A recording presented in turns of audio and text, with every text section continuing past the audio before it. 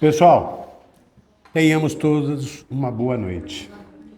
E com a ajuda de Deus, um bom tratamento. Hoje, olhando pela internet da vida, eu vi um videozinho que eu resolvi botar esse vídeo aqui para rodar para vocês assistirem. Aí pedi para o André dar uma preparada nele, né? Pedi autorização para Ana Maria, porque é uma coisa que não está sendo habitual a gente fazer, tá? E nós vamos estar passando esse vídeo. Vamos começar agora e daqui a pouco vão chamar vocês para o passe. A hora que começar a chamar para o passe, a gente vai parar o vídeo, tá? E eu vou estar falando um pouco com vocês, senão a chefa e o chefe que vem junto dá bronca de mim que nem da outra vez, né? Enquanto eu fiquei parado aqui esperando vocês tomarem passe, eu tomei uma dura, mas faz parte, né? É que diz o doutor Giovanni que a gente tem que aproveitar cada minuto da nossa vida, né? Para as coisas do bem, para a prática do bem. Então, neste momento, o André vai começar a rodar o vídeo, tá bom? Se eu fosse contar cada vez que tentaram me humilhar, eu ia ficar uns 2 dias. Tentaram, nunca conseguiram. Que você só se humilha se deixarem. Você não tem que levar esse tipo de coisa para você ficar triste. É dar uns gritos para cima, dar uns pulos que já melhora. Não pode desanimar. Eu nunca vou desanimar. Eu nunca desanimei em nenhum momento da minha vida. Nunca. Porque eu acho que o desânimo é para fraco. E eu não gosto de ser fraco. Isso aqui é você, é a sua energia, é a sua paz. Isso aqui é a palavra do inimigo, a maldade, o hater. O que ele vem? Ele vem e fura você, certo? Quando você abre a boca para reagir, você abriu a boca. Quando eu fecho a boca, o que acontece? Fizeram mal para você, calado. Não abra sua boca. Se você abrir a sua boca, a sua paz, a sua energia vão embora. Que massa. Fecha a boca e ora por aquela pessoa, porque se ela está fazendo isso com você, é porque ela queria estar no teu lugar. Ela queria ter o que você tem. Quando vocês chegarem em casa, pega uma garrafa e façam esse teste. Não abram mais a boca. Não abra. Recebe o golpe. Ele vai te atingir, legal. Mas nada vai te abalar. Porque ninguém define quem você é. Só você sabe aonde você vai chegar, aonde você pode chegar. É isso. A humilhação, ela vem para destruir mesmo, para detonar e deixar marcas muito profundas. Se você não sabe digerir bem, é muito provável, porque o que é a humilhação? Ela vem para te empurrar para baixo, jogar você no chão. Ela tenta trazer uma nova mentalidade para sua cabeça. Então ela vem, ou seja, um xingamento ou uma exposição pública de alguma coisa, né? Mas a ideia da humilhação, quem humilha é jogar você para baixo, é destruir, desconfigurar o teu ser. E isso é um problema, porque a humilhação paralisa. A humilhação, ela impede você de brilhar, de crescer, de desenvolver. E quando a humilhação ela é recorrente, quando a humilhação é dentro de casa, é por parentes, ou por exemplo o ambiente que você tem que visitar todo dia, né? Por exemplo o trabalho, né? É terrível. Se você for rejeitado, aceite. Se você não for amado, deixe e erre. Se escolherem alguém ou algo em vez de você, siga em frente. Nem todos que você ama permanecerão. Nem todos em quem confia serão leais. Não me importo de perder pessoas que não querem mais estar na minha vida. Perdi pessoas que significavam o mundo para mim e ainda estou indo muito bem. Não siga a maioria, siga o caminho certo. Você pode sentir quando alguém não está sendo verdadeiro com você. A energia nunca mente. Sempre fale como se sente. Nunca se desculpe por ser real. Dê tempo às pessoas. Dê espaço às pessoas. Não implore para que fiquem. Deixe-as seguir. O que é para você sempre será seu. Sinto-me muito melhor quando as pessoas não sabem onde estou e o que estou fazendo. Você pode não ser capaz de controlar cada situação e seu resultado, mas pode controlar sua atitude e como lidar com ela. Faça o bem. Isso voltará de formas inesperadas. Bem, pessoal, eu quis colocar esse vídeo para vocês assistirem, porque o que foi relatado por essas 4 pessoas aqui, todos nós, seres humanos, já passamos na nossa vida. Tá? Então, o que é ensinado aqui para nós por essas 4 pessoas? A sobrevivermos a esse tipo de coisa. A não darmos tanta importância a esse tipo de coisa. Porque o objetivo daquele que quer pisar, que quer nos humilhar, o objetivo dele é nos ferir. E a lição mostra, das 4 pessoas falando, né? Rodrigo Faro, Silvio Santos, os demais, Ratinho, né? Mostra justamente isso. Quando eu assisti esse vídeo hoje pela manhã, eu falei, puxa vida, isso daqui é uma coisa que todo ser humano passa. Por que não mostrar? Por que não compartilhar isso daí com o pessoal? Compartilhei com vocês agora, compartilhei com o pessoal que trabalha na empresa, porque serve como alerta para nós. Nós, seres humanos, levantamos de manhã, saímos da nossa casa, às vezes com frio, às vezes não dormimos bem, às vezes não estamos bem de saúde. A gente levanta, se troca e vai trabalhar. E a vida lá fora é uma luta. Acho que todos já ouviram, né, as pessoas brincarem, falarem, tenho que matar um leão por dia para sobreviver. Então a luta nossa no dia a dia é uma luta árdua. Mas sempre aparecem os percalços no meio do caminho com o objetivo de nos ferir, de nos machucar. Então eu quis trazer essa mensagem para vocês analisar que isto é uma realidade na vida de todos nós seres humanos. E de qualquer que seja a nação. Você vai chamar para passe, menina? Ah, tá. Então, gente, como ensina, né, o Rodrigo Faro e os demais, quando alguém nos ferir, deixemos passar. Vamos seguir o nosso caminho, vamos seguir trabalhando, vamos procurar fortalecer-nos na fé, para que possamos atravessar todos os obstáculos que surgem no nosso caminho. Se nós formos ver, não há um único ser humano na face da terra que não tenha passado por sofrimentos ou que ainda não passará por sofrimentos. Por que isso? Porque assim como as crianças que nós colocamos na escola, nós as colocamos para que elas possam aprender a ler, aprender a escrever, aprender sobre as ciências, sobre a geografia, sobre a língua, né? Em suma, ter uma formação básica inicial na sua existência, para que depois, seja qual for o caminho escolhido para se tornar um profissional, já tenha uma base formada. Então, assim como é para essas crianças uma escola, a vida, para nós, também é uma escola.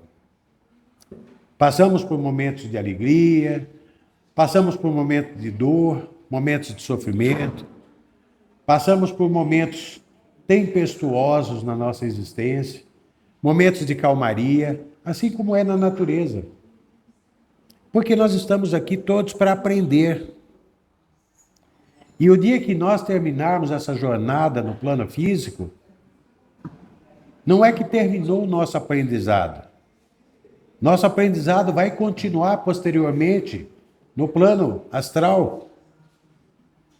E segundo a informação que a espiritualidade nos traz, nas próximas encarnações ainda estaremos aprendendo.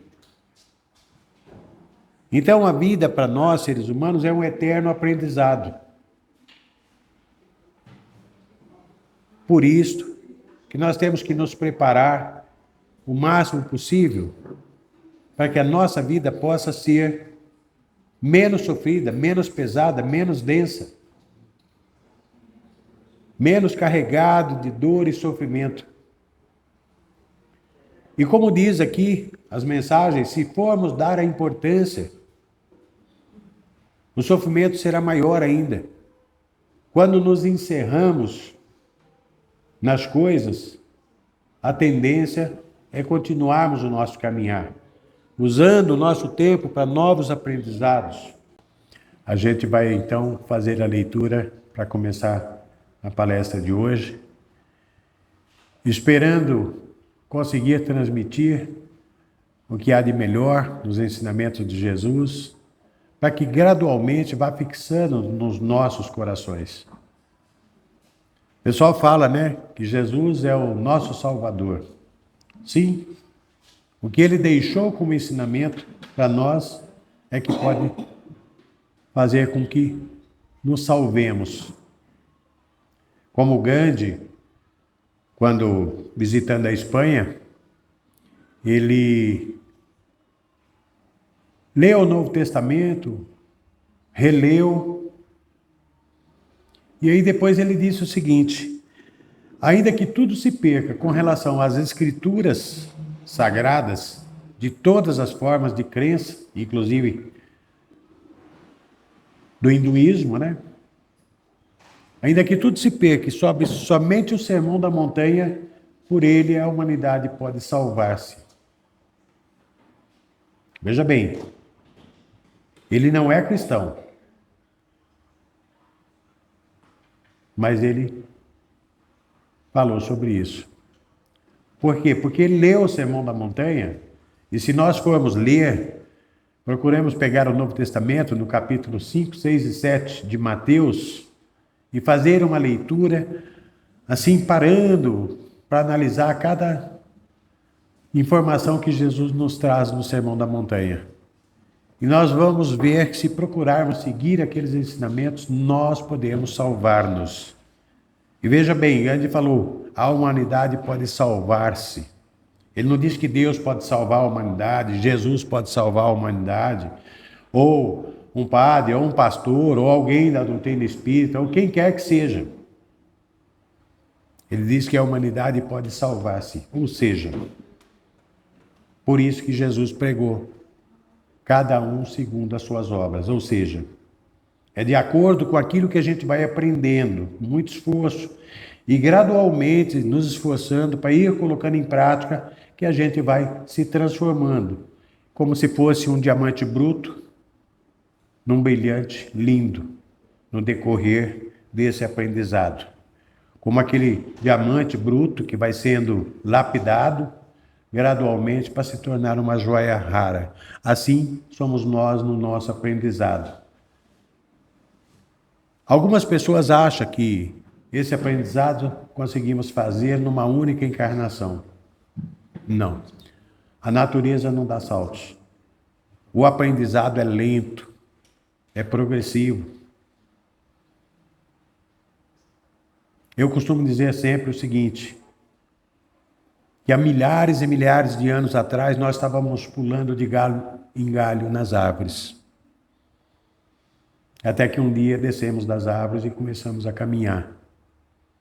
Ou seja, isso daí é para mostrar o quão de tempo é necessário para a gente ir evoluindo. Se fôssemos pegar o quadro da evolução do 0 até o número 1000, ninguém que esteja na faixa do 200, por exemplo, 210, vai pular numa única encarnação para o 300, 350.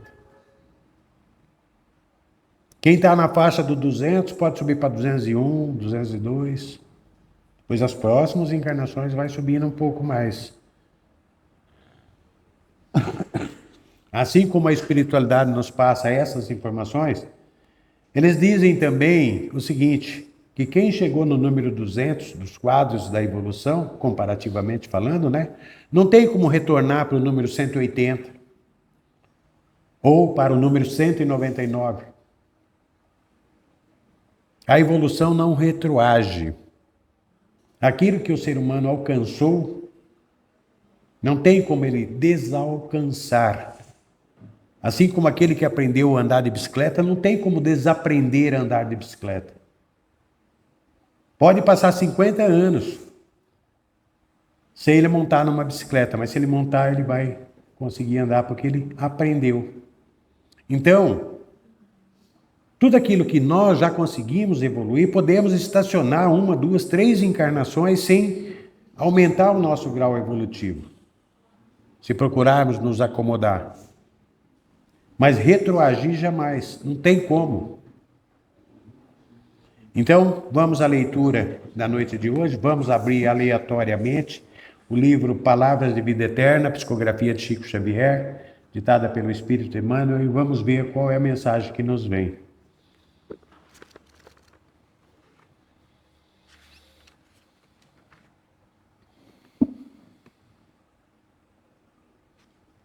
A mensagem é a número 71, o título é Olhos.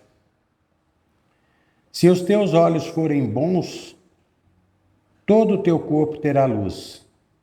Isso é palavras de Jesus, segundo Mateus 6:22. Emmanuel faz a seguinte dissertação a respeito dessa passagem. Olhos, patrimônio de todos. Encontramos, porém, olhos diferentes em todos os lugares. Olhos de malícia, olhos de crueldade, olhos de ciúme, olhos de ferir, olhos de desespero, olhos de desconfiança, olhos de atrair a viciação, olhos de perturbar, olhos de registrar males alheios, olhos de desencorajar as boas obras, olhos de frieza, olhos de irritação. Se aspiras, no entanto, a enobrecer os recursos da visão, ama e ajuda, aprende e perdoa sempre, e guardarás contigo os olhos bons a que se referia o Cristo de Deus, instalando no próprio espírito a grande compreensão suscetível de impulsionar-te à glória da eterna luz. Ainda estamos falando aqui, né, sobre a evolução. Um assunto que falávamos agora há pouco. A evolução. Gente, nós estamos aqui em mais uma encarnação. Sabemos tudo o que precisamos saber? Não, não sabemos. Se soubéssemos, não estaríamos aqui. Assim como os espíritos mais evoluídos não têm necessidade de estar aqui carregando um corpo de carne. Espíritos como Chico Xavier, Madre Teresa de Calcutá, São Francisco de Assis e tantos outros seres evoluidíssimos que passaram aqui. Se sujeitaram a mergulhar num corpo físico para virem aqui como uma espécie de missionários para trazer ensinamentos para deixar para nós, para deixar exemplos para que possamos seguir. Costumo dizer sempre o seguinte, Chico Xavier, se fosse da Igreja Católica, já teria sido santificado por todas as obras do bem e do amor que ele praticou. Mas, para Chico Xavier, para Deus, para Jesus, para a espiritualidade do bem e do amor, títulos não importam. O que importam são as obras. O que importa é aquilo que se é feito. A mensagem que é trazida. E Deus está sempre mandando seres humanos do bem aqui na Terra, para trazer ensinamentos para nós. Justamente por isso que seres iluminadíssimos vieram aqui nos deixar ensinamentos. Se nós formos buscar tudo aquilo que trazemos em nossa bagagem de conhecimento hoje, nós vamos ver que tem conhecimentos em nós, no nosso banco de memória, que foram adquiridos em épocas remotas, quando não participávamos de nenhum culto cristão, quando participávamos de outras crenças, budismo, hinduísmo, islamismo e assim por diante. Diz-nos a espiritualidade que nós somos seres humanos, que já habitamos as 4 raças existentes no planeta, que nós já passamos por todas as formas de crença existente no planeta nesses milhares e milhares de anos, encarnações e encarnações sucessivas que a gente vem experienciando e aprendendo. E nós já tivemos nas diversas encarnações toda e qualquer forma de poder aquisitivo, dos mais miseráveis, paupérrimos aos mais abastados. Que nós já habitamos corpos masculinos e femininos por diversas e diversas vezes, sempre de acordo com a necessidade de nós, enquanto espíritos, evoluirmos. Então, gente, o aprendizado é eterno. E daquilo que já adquirimos como conhecimento, embora ainda imperfeitos hoje, que a gente esteja sempre procurando ver onde em nós podemos realizar coisas melhores. Onde que podemos praticar coisas melhores? Junto àqueles que caminham conosco no dia a dia, junto àqueles que participam de alguma forma da nossa existência, seja na qualidade de vizinhos, de amigos, de colegas de trabalho, de conhecidos em geral. Que todas as vezes que abrirmos a nossa boca seja para abençoar. E é claro que nas nossas imperfeições não vamos conseguir isso constantemente. É claro que nas nossas imperfeições nós vamos falhar. Mas o importante, posteriormente, é analisarmos a nós mesmos e reconhecermos as nossas imperfeições e procurar nos esforçar para que possamos agir de uma forma melhor. Isso não quer dizer que ainda não haverá falhas em nós. Como foi dito e é dito pela espiritualidade, a natureza não dá saltos. A gente pode melhorar um pouquinho, mas muito melhor poderemos ficar com várias e várias e várias encarnações. Não temos como sair do número 200, 300, quando o gráfico vai até o 1000 e pular lá para os 700, quase um santo. Não temos. E isso é importante nós reconhecermos para quê? Para que possamos nos perdoar. Tem muita gente que desencarnou e está no umbral e não precisava mais estar, mas não se perdoou. A pessoa se condenou porque ela entendeu que aquilo que ela fez foi errado a hora que a vida lhe mostrou. E ela não se perdoa e está no umbral, às vezes há muitos e muitos anos, porque não se perdoou. E quando a gente recebe esses irmãos espirituais aqui na casa, eles dizem que para eles não tem salvação, porque eles erraram. Veja bem, é uma forma de orgulho também, a gente achar que a gente tinha que ser perfeito e não se perdoar porque foi imperfeito. Se Jesus pregou e está em seu evangelho constantemente que nós precisamos trabalhar para perdoar aqueles que pecaram contra nós, é claro que também temos que perdoar a nós quando nós mesmos pecamos contra nós ou contra os demais.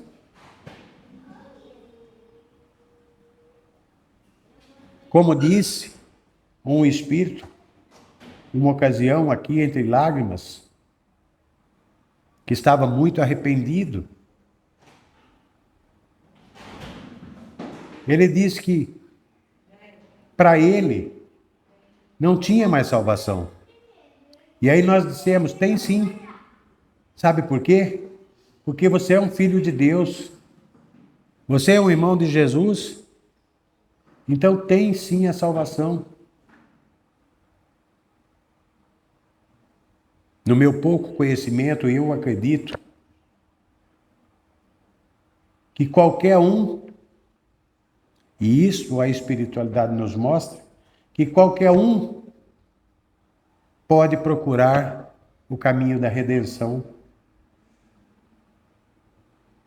Vários são os irmãos espirituais que a gente conversa aqui na tarefa da assistência fraterna, que eles não aguentam mais a vida que estão levando, às vezes como perseguidores, como obsessores, como vingadores. Estão cansados, às vezes passam décadas, séculos trabalhando para se vingar daqueles que lhes feriam um dia e se cansam. Então existe, conforme diz a espiritualidade, e conforme afirmou Jesus, Jesus afirmou que o Pai não perderá uma única de suas ovelhas. E a espiritualidade nos mostra que por mais perverso que seja o ser humano, existe sim a possibilidade de um dia ele abdicar da perversidade e começar a trilhar um caminho bom. Isso não quer dizer, como diz alguns irmãos nossos, religiosos, cristãos inclusive, né? Não quer dizer que seja como eles dizem, aceita Jesus que você está salvo. Aceitar a Jesus de fato, de verdade, de coração, é desejar mudar para algo novo em relação àquilo que vinha acontecendo na existência. E aí a pessoa querer trilhar um caminho diferente. Irmãos nossos do plano astral que chegam aqui cansados, exaustos, desejando ardentemente mudar, como chegou uma vez um cardeal, chegou num primeiro momento, no rompante, você sabe com quem você está falando? E nós dissemos, acreditamos estar falando com um ser humano tão falível quanto nós mesmos, tão imperfeito quanto nós mesmos. E ele disse, vocês são hipócritas. E eu falei, você está coberto de razão, meu irmão. Somos sim hipócritas. Ele falou, mas você está admitindo que vocês são hipócritas? Eu falei, estou admitindo sim. Somos ainda muito imperfeitos. Nós estamos aqui dentro pregando os ensinamentos que Jesus deixou para nós.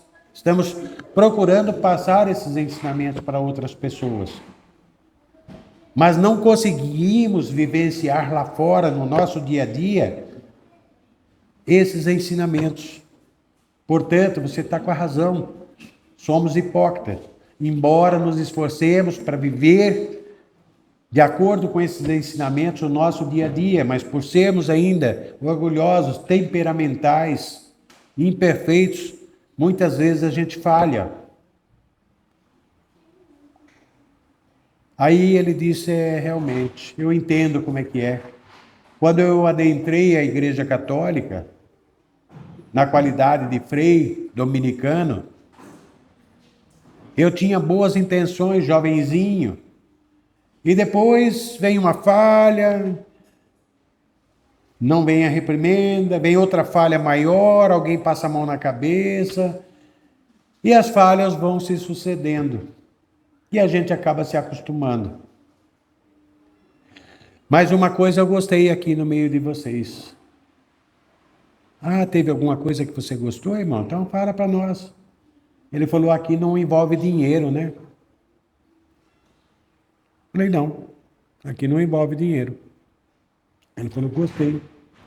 Porque onde entra o dinheiro, mexe muito com as formas de poder e alguém quer assumir o poder para controlar o dinheiro. E aqui no meio de vocês não tem dinheiro. Eu disse, é isso mesmo. Falei, então, irmão, já que você está aqui, aqui é um hospital de Jesus, como dentro da Igreja Católica também é um hospital de Jesus, já que você gostou, por que você não fica aqui para tratar essas feridas que você está no corpo? Para estudar um pouco sobre a doutrina espírita e se preparar para no futuro, numa nova jornada na carne, você vir no meio espírita. Ele falou, olha, nós vamos pensar no assunto. Então, eu fiz essa colocação, gente, para vocês verem que existe sim a possibilidade da intenção da mudança para um novo paradigma, para uma nova situação, para uma nova história, mas também neste exemplo que nós citamos, mostra-nos a reencarnação. Mostra-nos que podemos nos preparar nos meios, né, astrais, podemos nos preparar para uma nova jornada na carne. Muita gente vê uma criancinha de 3 anos tocando piano de uma forma linda, maravilhosa, diz, pô, foi um dom que Deus para esse moleque aí. Se Deus desse o dom para esse moleque, eu ia ficar magoado com Deus. Eu tinha maior vontade de tocar um instrumento musical, qualquer que fosse, e eu não consigo, por que Deus ia dar para o pivete lá e não para mim? Não foi um dom que Deus deu para aquela criança, não, gente. Aquela criança, hoje, num corpo de criança, é um espírito antigo que vem desenvolvendo a musicalidade em si há várias e várias encarnações. Por isso que hoje, com 3 anos de idade, aquele espírito sabe tirar lindas notas musicais do piano ou de qualquer outro instrumento musical.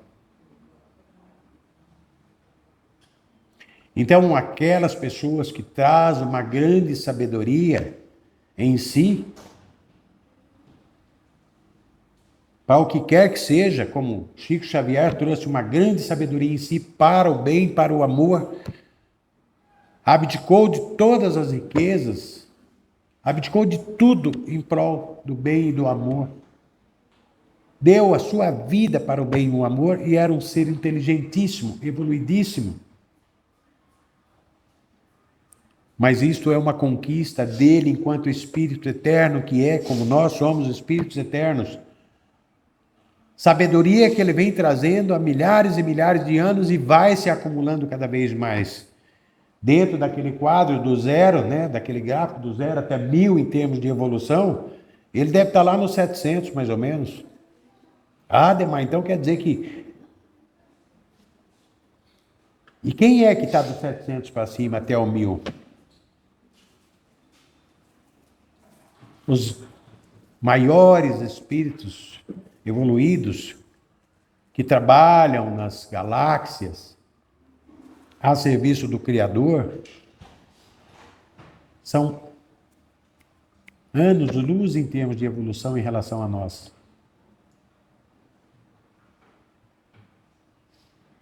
Aí alguém pode falar, mas Ademar, se eu estou lá embaixo no número 200 ou no número 300, a caminhada é longa. Sim, é longa, mas nós vamos desanimar por conta disso? Vamos estacionar e daqui 10 encarnações ainda estarmos no mesmo patamar evolutivo porque simplesmente jogamos a toalha? E vocês sabem que de vez em quando alguém joga de fato a toalha, né? Abandona tudo, família e tudo mais, vai para a rua, não tem compromisso com nada, nem com ninguém, com coisa nenhuma e se auto-abandona. Mas nós estamos aqui para isso, gente. Se vocês que têm um pequenininho sob a guarda de vocês, como filho, como neto, ou o que quer que seja, esse pequenininho falar assim, o pai, o mãe, o vô, a vó, tira eu da escola, porque eu não gosto, tem que levantar cedo, na época do frio é mó ruim. Chega lá, eu fico todo encolhido com frio. Me ajuda, eu não quero não, isso é ruim. Aí os coleguinhas brigam comigo, e eu não gosto, eu não quero mais ir para a escola. Eu não gosto da escola, eu não quero ir mais para a escola. Nós, seres humanos imperfeitos que somos, vamos fazer a vontade da criança? Vamos tirar a criança da escola e deixar ela sem nenhum tipo de aprendizado? Mesmo sendo imperfeitos, nós não vamos fazer isso, gente. Da mesma forma, não adianta a gente chegar para Deus e falar: ó Pai, a parada é a seguinte, essa vida está muito ruim, não quero não. Quero tocar essa vida não. Tira eu dessa vida. Vocês acham que Deus vai tirar nós dessa vida? Se nós, imperfeitos que somos, não tiramos as crianças da escola para atender, né, o capricho delas ou a vontade delas, Deus, na sua perfeição, vai nos tirar, nos mandou para cá, de encarnação em encarnação, nos envia para cá para que possamos aprender, para que um dia na escala evolutiva estejamos lá para cima. Então, gente, só tem uma coisa: nos resignar. E aquela lição do vídeo de hoje, que eu trouxe para vocês, nos mostra um caminho que é mais fácil para tocarmos a nossa existência. Vamos passar o vídeo novamente?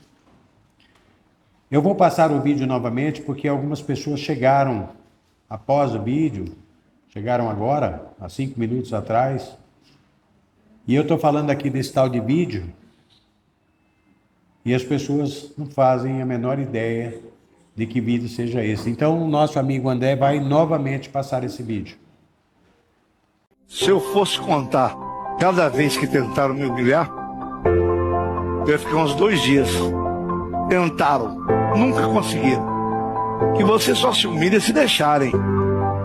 Você não tem que levar esse tipo de coisa para você ficar triste. É dar uns gritos para cima, é dar uns pulos, que já melhora. Não pode desanimar. Eu nunca vou desanimar. Eu nunca desanimei em nenhum momento da minha vida. Nunca. Porque eu acho que o desânimo é para fraco. E eu não gosto de ser fraco. Isso aqui é você, é a sua energia, é a sua paz. Isso aqui é a palavra do inimigo, a maldade, o hater. O que ele vem? Ele vem e fura você, certo? Quando você abre a boca para reagir, você abriu a boca. Quando eu fecho a boca, o que acontece? Fizeram mal para você, calado. Não abra sua boca. Se você abrir a sua boca, a sua paz, a sua energia vão embora. Que massa. Fecha a boca e ora por aquela pessoa, porque se ela está fazendo isso com você, é porque ela queria estar no teu lugar. Ela queria ter o que você tem. Quando vocês chegarem em casa, pega uma garrafa e façam esse teste. Não abram mais a boca. Não abra. Recebe o golpe. Ele vai te atingir, legal. Mas nada vai te abalar. Porque ninguém define quem você é. Só você sabe aonde você vai chegar, aonde você pode chegar. É isso. A humilhação, ela vem para destruir mesmo, para detonar e deixar marcas muito profundas. Se você não sabe digerir bem, é muito provável, porque o que é a humilhação? Ela vem para te empurrar para baixo, jogar você no chão. Ela tenta trazer uma nova mentalidade para sua cabeça. Então ela vem, ou seja, um xingamento ou uma exposição pública de alguma coisa, né? Mas a ideia da humilhação, quem humilha é jogar você para baixo, é destruir, desconfigurar o teu ser. E isso é um problema, porque a humilhação paralisa. A humilhação, ela impede você de brilhar, de crescer, de desenvolver. E quando a humilhação ela é recorrente, quando a humilhação é dentro de casa, é por parentes, ou por exemplo, o ambiente que você tem que visitar todo dia, né? Por exemplo, o trabalho, né? É terrível. Se você for rejeitado, aceite. Se você não for amado, deixe e erre. Se escolherem alguém ou algo em vez de você, siga em frente. Nem todos que você ama permanecerão. Nem todos em quem confia serão leais. Não me importo de perder pessoas que não querem mais estar na minha vida. Perdi pessoas que significavam o mundo para mim e ainda estou indo muito bem. Não siga a maioria, siga o caminho certo. Você pode sentir quando alguém não está sendo verdadeiro com você. A energia nunca mente. Sempre fale como se sente. Nunca se desculpe por ser real. Dê tempo às pessoas. Dê espaço às pessoas. Não implore para que fiquem. Deixe-as seguir. O que é para você sempre será seu.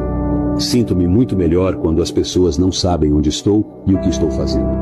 Você pode não ser capaz de controlar cada situação e seu resultado, mas pode controlar sua atitude e como lidar com ela. Faça o bem. Isso voltará de formas inesperadas. Então, gente, tudo isso aí já aconteceu com todos nós. Mas uma coisa que eu gostaria que vocês analisassem é o seguinte: nós, todos que aqui estamos, já estivemos nas duas pontas dessa história.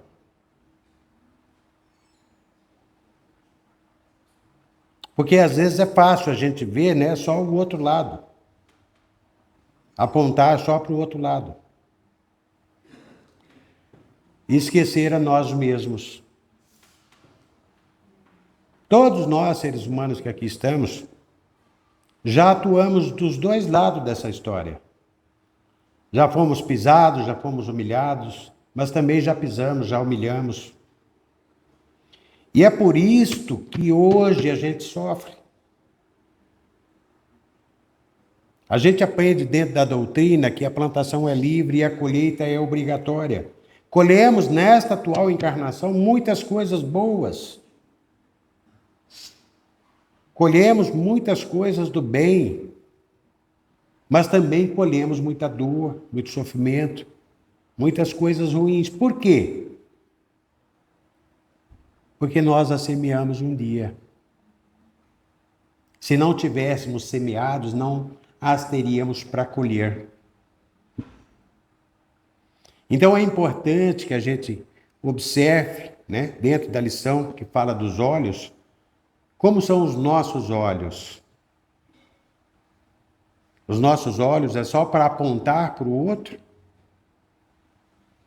Ou os nossos olhos é para fazer uma analogia geral das coisas e para vermos onde que podemos consertar-nos a nós mesmos.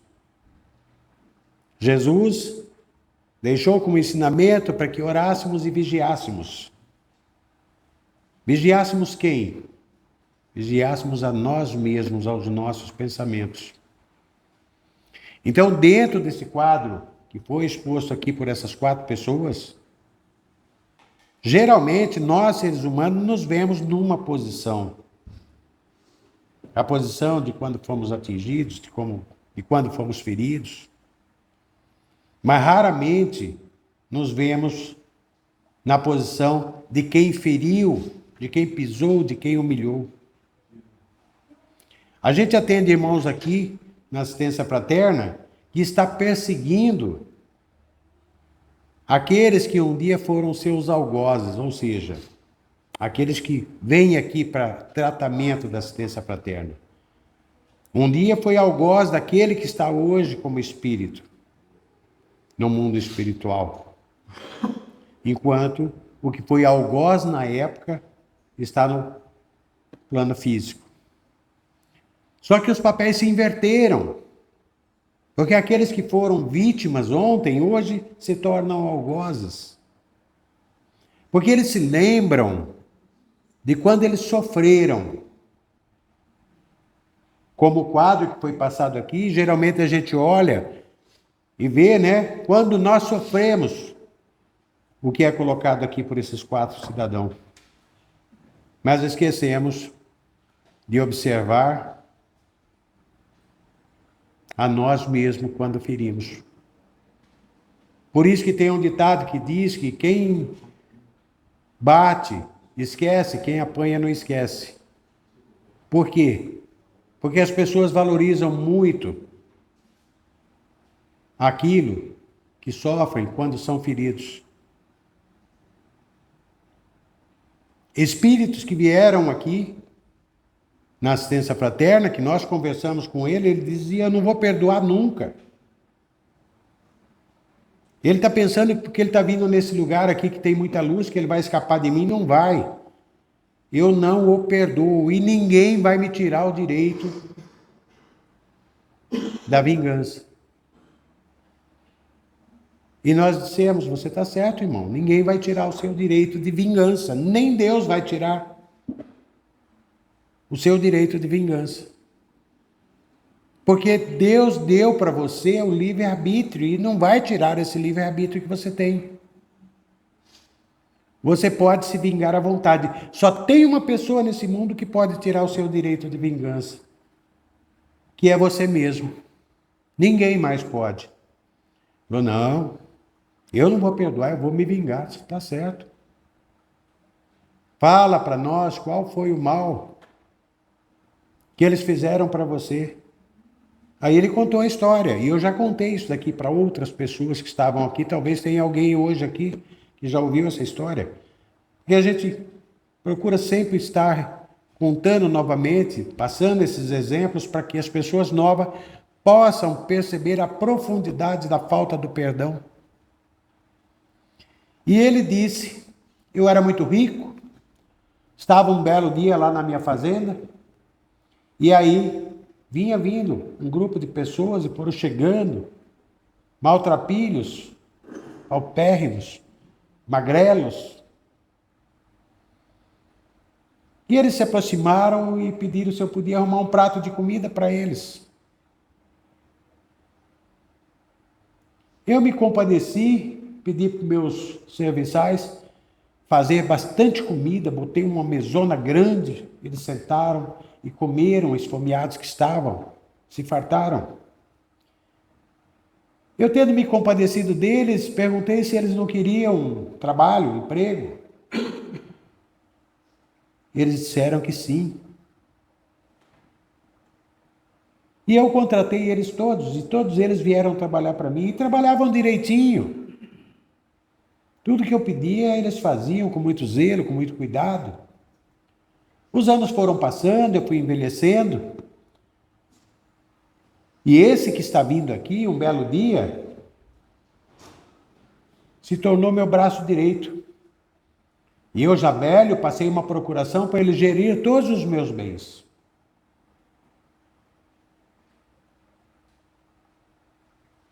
E eles me traíram, venderam tudo que eu tinha.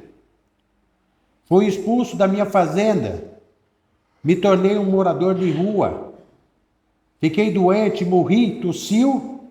E falou, olha como é que eu fiquei. Pneumonia. Me matou. E agora eu não vou perdoar ele de jeito nenhum. Ele e a família toda vão pagar. Aí dissemos para ele, mas irmão,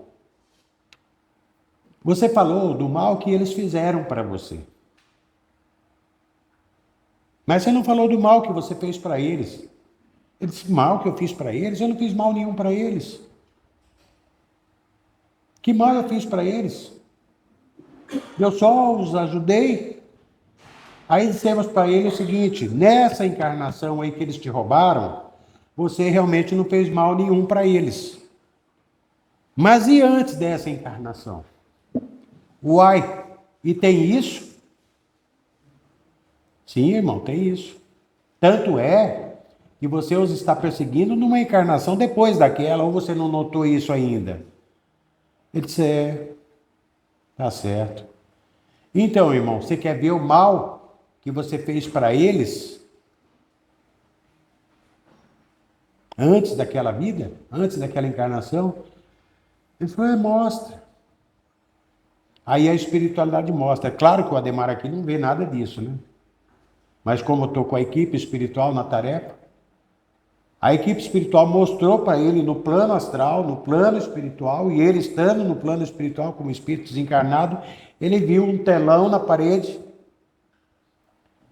E ele falou: olha, eu numa carruagem, olha, eu estou no alto da carruagem com o chicote na mão, olha, eu estou chicoteando pessoas. Ah, é eles que eu estou chicoteando. Eles trabalhavam para mim, eu era muito rico, e eles cultivavam a terra, produziam, e tudo que colhiam eu vendia para ficar cada vez mais rico e eu deixava eles passar fome. Ah, e sendo assim, eu não tenho mais o direito da vingança, não, né? Aí foi o momento que nós dissemos para ele: como te dissemos, irmão, ninguém tira o seu direito de vingança. Só você mesmo que pode tirar esse direito. Se você acha que depois do que você viu, depois do que você fez para eles lá para trás, e foi por isso que eles vieram se vingar de você, na encarnação seguinte, te roubaram tudo que você tinha, se você acha que você não tem mais o direito de vingança, então encerra-se aqui essa história. Aqui é um hospital de Jesus, você quer ficar aqui internado para tratar essas feridas, para aprender coisas novas, para que quando você estiver um pouco melhor, entes amados que pelo ódio você largou para trás no tempo, poderão vir te visitar antes que queria. Então aí, meus irmãos, é mais um que sai, que abdica da maldade e que resolve fazer um caminho de redenção. Estará livre da colheita de dor e sofrimento que ele espalhou? Não. Mas terá a oportunidade de se redimir, como nós estamos tendo hoje a oportunidade da redenção de nós mesmos. Mas não é por conta disso que deixamos de viver as dores que nós semeamos aí para trás. O importante de saber que um dia nós poderemos, naquela escala da evolução, que começa lá do 0, que vai até 1000, que nós poderemos estar um pouco acima. E quanto mais acima estivermos, menos sofreremos. Por quê? Porque menos dor semearemos ainda nas nossas imperfeições. Menos dor semearemos, porque estaremos um pouco mais evoluídos. E se semearmos menos dor, nós vamos colher menos dor. Quanto mais amor semearmos, como semeou Chico Xavier, Madre Teresa de Calcutá e tantos outros seres evoluídos que passaram por aqui, pelo planeta. Olha quanto amor esse povo semeou, olha quanto amor esse povo terá que colher. Mas é raro um desses seres mais evoluídos semear a dor.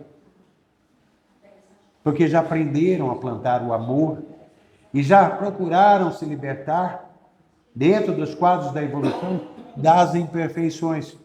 Não é que não sejam ainda imperfeitos. Todos os seres humanos existentes sobre o planeta Terra hoje, vivendo no plano físico, são imperfeitos. O mais nobre dos seres humanos que passou por aqui, com exceção de Jesus, ainda trazia imperfeição. E o mais nobre que vier a passar, ainda trará imperfeições. O único que passou por aqui num corpo de carne e que era perfeito, segundo a espiritualidade, era Jesus. Mas quem for ler o Novo Testamento, vai poder ver que o momento de nervoso, o momento de irritabilidade, existiu por várias vezes para Jesus. Quem for ler o Novo Testamento vai ver que Jesus não era aquilo que algumas religiões passam, não, que é só bondade, só perfeição, só amor. Não, quando ele tinha que ser duro, ele era duro. Quando ele tinha que ser firme, ele era firme. Quando tinha que esbravejar, ele esbravejava. Assim como às vezes fazemos com os nossos pequenos, com os nossos filhos. Não tem momentos que temos que ser duros com eles? Exatamente. Então, quem for ler o Novo Testamento vai poder observar as passagens que demonstram isso que nós falamos a respeito do nosso irmão mais velho, Jesus. É doutor que está aí? Eu acho que é. Doutor, quer dar uma palavrinha aqui para o pessoal? Doutor Giovanni, Irmão, através da nossa irmã. irmão Giovanni. Irmão Giovanni. Aqui não tem nenhum doutor, somos irmãos, né? E aproveitando isso, eu quero dizer, sim, somos irmãos, todos nós. E eu sou irmão de cada um de vós, igual a cada um de nós, com defeitos, imperfeições, que ainda tenho que vencer. Né? Disse que estou aqui porque sou melhor, não. É porque me dispus ao trabalho, apesar de minhas imperfeições. E é isso que cada um de nós deve fazer, viu? Se sentir capaz para tudo, aquilo que se propõe a seguir. E não é só nos servir a Jesus, não. Isso é em nossa caminhada de vida. Todos somos capazes. Todos podemos ajudar uns aos outros, apoiar uns aos outros, pois somos irmãos. E assim, quero vos deixar a certeza aqui de que sou igual, somos irmãos em planos diferentes. Assim como aquele que ao nosso lado está em situação de profissões diferentes, um professor, um médico, um dentista, não são irmãos iguais a vocês? Assim somos nós também. Então não se considerem diferentes de nós que estamos ali servindo. Não, somos iguais. E muitas vezes muito mais imperfeitos do que muitos deles. Finalizo dizendo que somos irmãos. Tem alguns que, a gente tem que aguentar um pouco mais. Mas faz parte da escolha que fizemos. Afinal, somos uma família espiritual. Estamos juntos por nossas escolhas, por nossas afinidades. Não é, meu irmão? Esse começou agora, mas não sabe o que espera ele. Não me liga. Gente.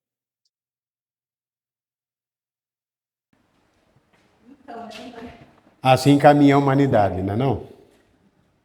A gente sabe que, eventualmente, um ou outro pode não acreditar que foi um irmão espiritual, usando a mediunidade da Ana Maria, que se manifestou aqui. Pode ser que um ou outro não acredite nisto. A gente entende, compreende. Afinal de contas, se vê tantas coisas ruins por aí. Mas Jesus sempre citou que conhece-se a árvore pelos frutos que ela produz.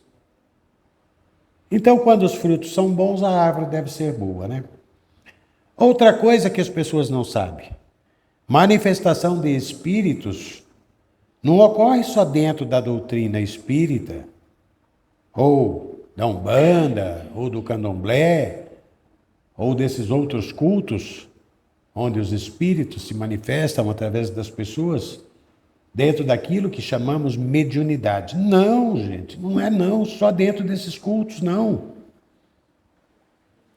Os espíritos se manifestam também dentro da Igreja Católica, dentro das igrejas protestantes,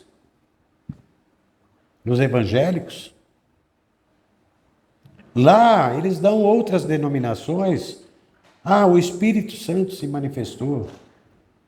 Os anjos do Senhor se manifestou.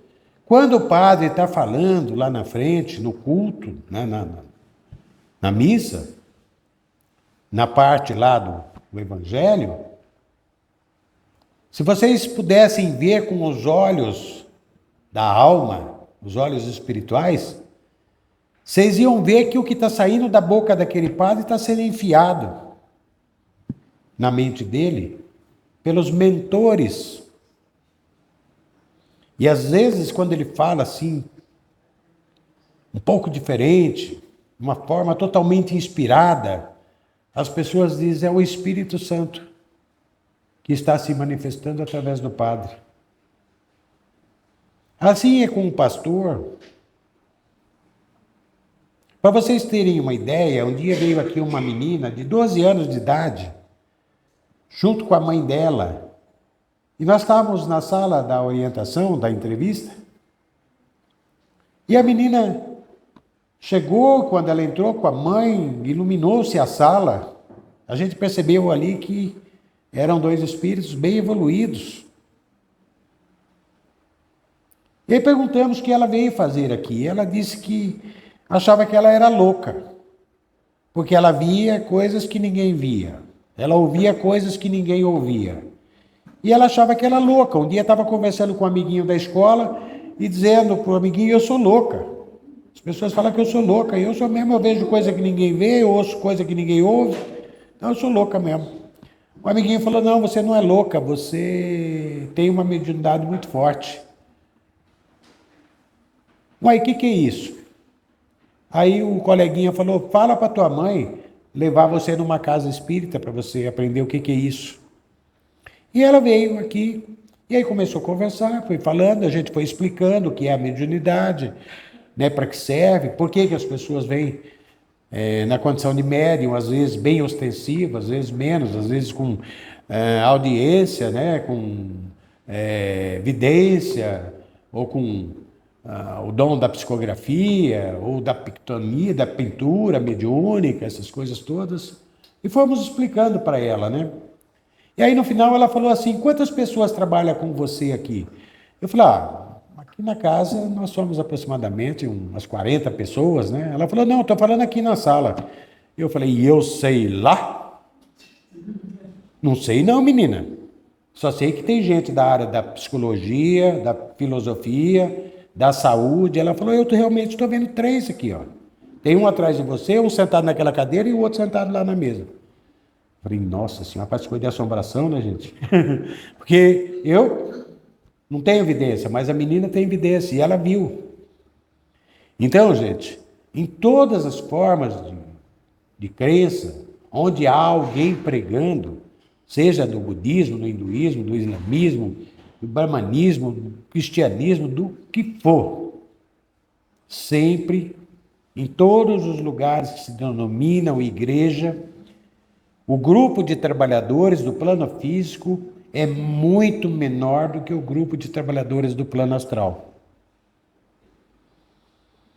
Cada vez que alguém vem dar uma palestra aqui na frente, existe uma conexão do grupo espiritual dessa tarefa com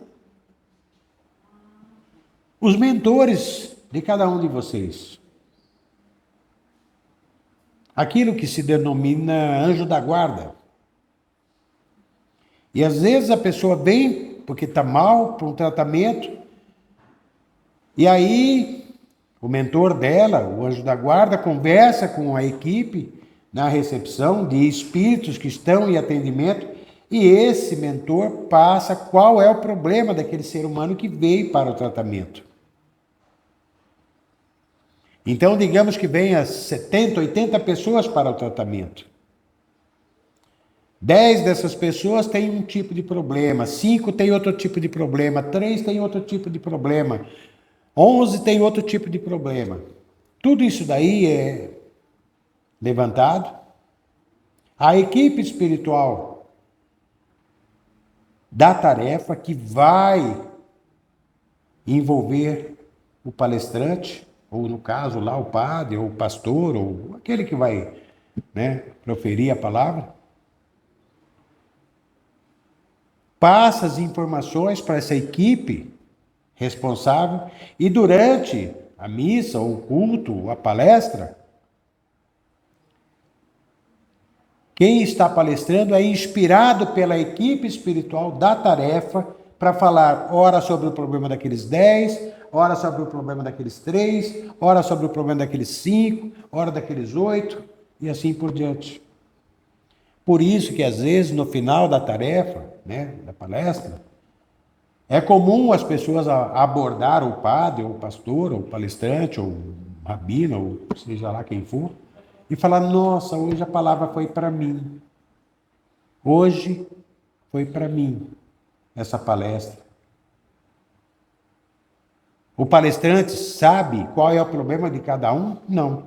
Mas a equipe da tarefa, no plano astral, recebe as informações do grupo responsável dentro da espiritualidade para passar essas informações e para inspirar aquele que está palestrando. Outra coisa, em todas as religiões, como dissemos, o grupo de trabalhadores do plano físico é muito menor do que o grupo de trabalhadores do plano espiritual. Aí tem gente que fala, mas Ademar, espírito trabalhando dentro da igreja não é só dentro da doutrina espírita. Se você vai na igreja católica, nas diversas igrejas protestantes, né, nas várias denominações evangélicas, em todas as outras formas de crença, se a visão espiritual pudesse se abrir e você ver com os olhos da alma, você ia poder observar o número de trabalhadores do plano astral é infinitamente maior do que os trabalhadores do plano físico. Para vocês terem uma ideia, uma vez chegou a informação do plano astral para a gente de que o número de trabalhadores do Nova Era no plano astral era algo em próximo de 1000 pessoas. Como a gente é muito falível, né? Às vezes não acredita nem na gente mesmo, nas informações que a gente recebe. Vamos perguntar para os médicos ali, escuta, qual o número aproximado de trabalhador do plano astral aqui nessa casa Nova Era? Ele disse, olha, irmão, se for contar o pessoal da área de transporte, do terminal de transporte que tem aqui na frente, falei terminal de transporte, ele falou, os trabalhadores que vai nos umbrais buscar as pessoas que já estão na época de despertamento e trazem para cá e depois levam de volta para lá, para cá, ou às vezes vai para um posto, vai para outro. Contando com esses trabalhadores da área de transporte, é aproximadamente 1000 pessoas. E observa que nós falamos que no plano físico somos apenas próximo de 40 pessoas. Lembro-me que uma ocasião eu fui lá em Abadiânia. Se não me lembra alguma coisa para vocês? João de Deus, né? Eu fui lá para Abadiânia, que eu queria conhecer aquele trabalho. Quando o ônibus entrou na rua da casa espírita, ele vai até o final para depois voltar para o hotel. Ele vai manobrar lá em frente à casa espírita, porque tem um espaço grande que ele pode manobrar o ônibus lá, né?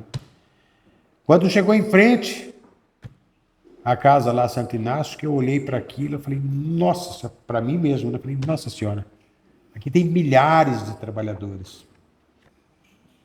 É uma coisa gigantesca. E realmente depois me veio lá dentro a informação, por um membro espiritual, de que lá eram milhares de trabalhadores no plano astral.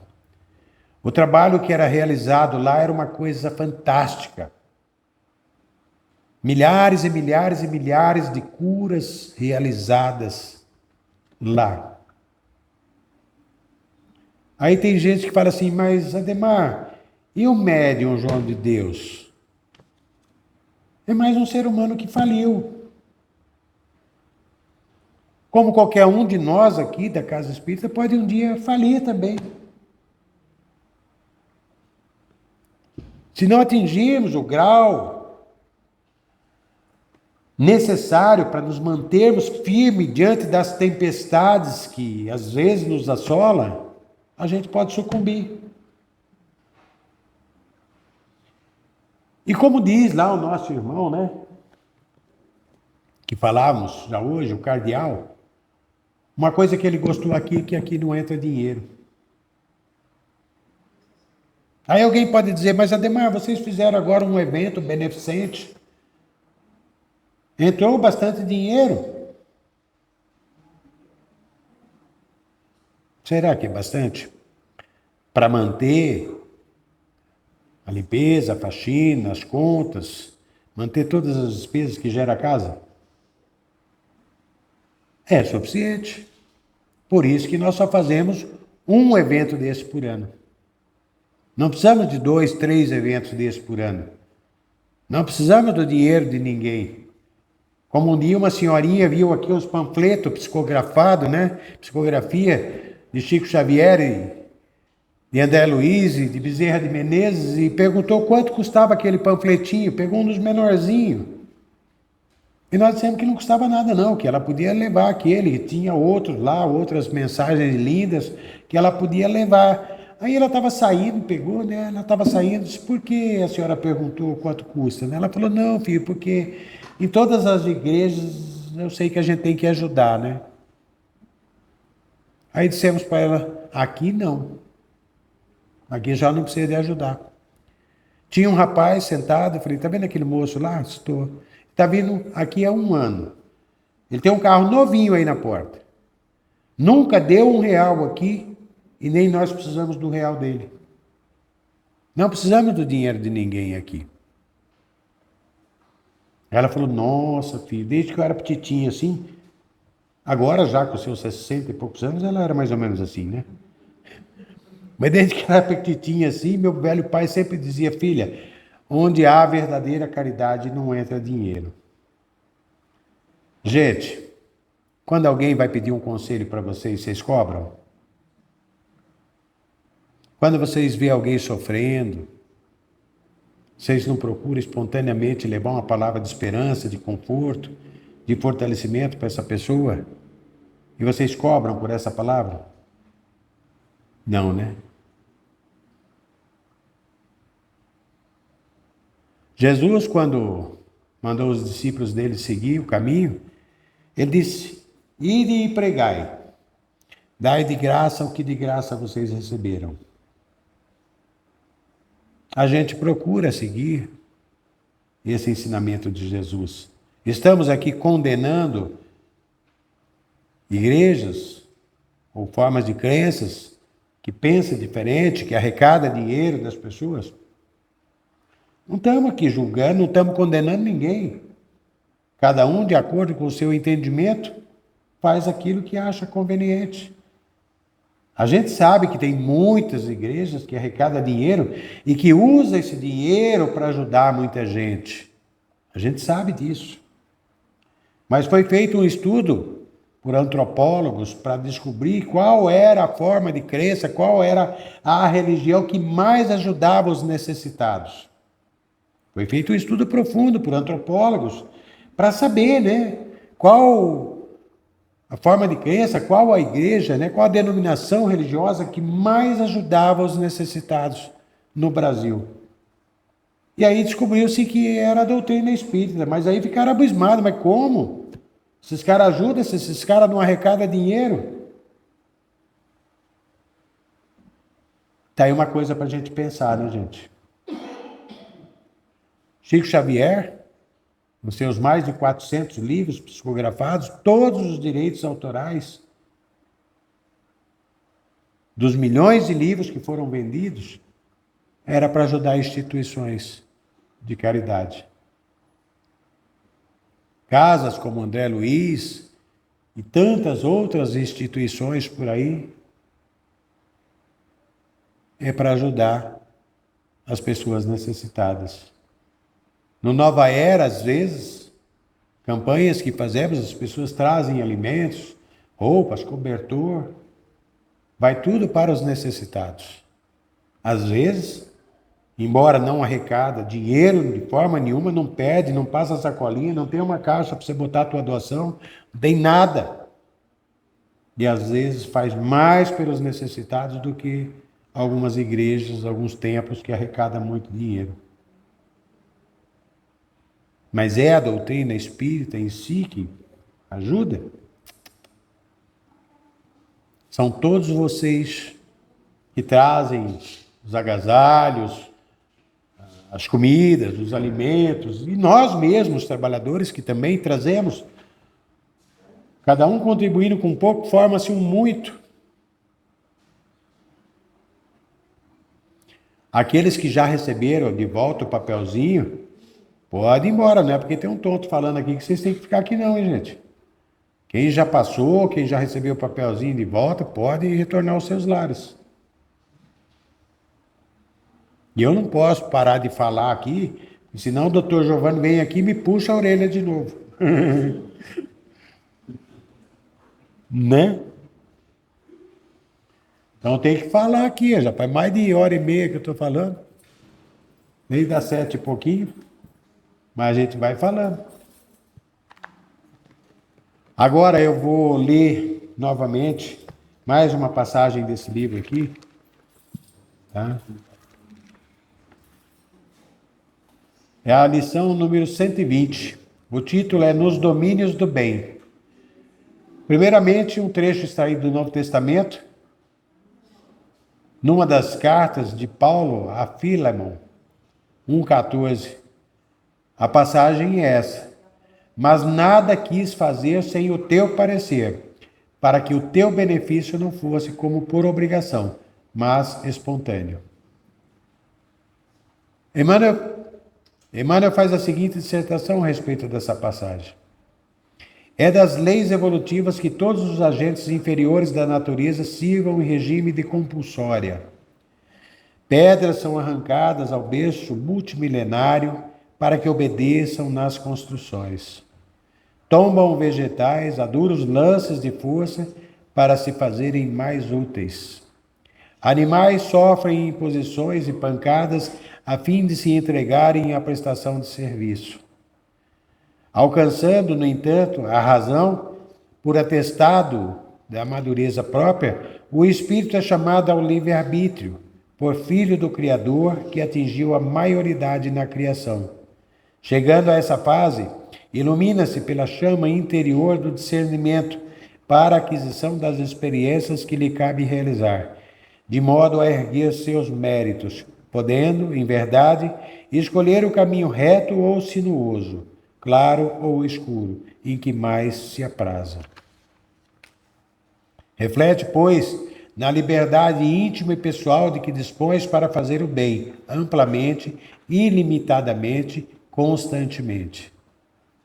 Escrevendo a Filemon, disse Paulo, mas nada quis fazer sem o teu parecer, para que o teu benefício não fosse como por obrigação, mas espontâneo. Assim também, o Divino Mestre para conosco, aqui e ali, propõe-nos, de maneira direta ou indireta, ensinamentos e atitudes, edificações e serviços, mas espera sempre por nossa resposta voluntária, de vez que a obra da verdadeira sublimação espiritual não comporta servos constrangidos. Gente, estou com a minha garganta até meio dolorida, vou parar de falar. Se o doutor pegar nas minhas orelhas aí, vocês me acudam aí. Uma boa noite a todos, bom tratamento a todos, e que todos possam retornar aos seus lares melhores do que quando aqui chegaram. Que assim seja, graças a Deus.